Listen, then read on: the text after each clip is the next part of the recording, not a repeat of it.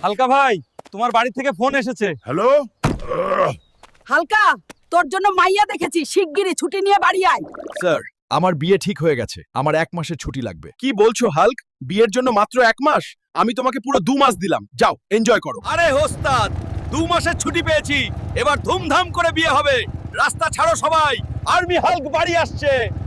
ওরে বাবা, এসে গেছিস, লগ্ন বয়ে যাচ্ছে, যা জলদি রেডি হয়ে নে। ঠিক আছে মা, আজ দেখবে তোমার ছেলেকে কেমন হিরো লাগে।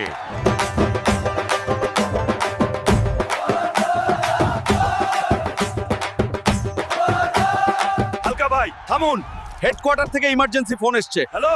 হালকা ভাই শিগগিরই আসুন, বর্ডার পরিস্থিতি খুব খারাপ, আমরা আর পারছি না। ওরে হালকা, বিয়ে ফেলে কোথায় যাচ্ছিস? ফিরে আয় বাবা। মা, কান্দিস না, বিয়ের চেয়ে দেশ বড়, আমাকে যেতেই হবে। বন্ধুগণ, বিয়ে পরে হবে, আগে বর্ডার বাঁচানো মেন কাজ। তোমরা যদি সত্যি দেশভক্ত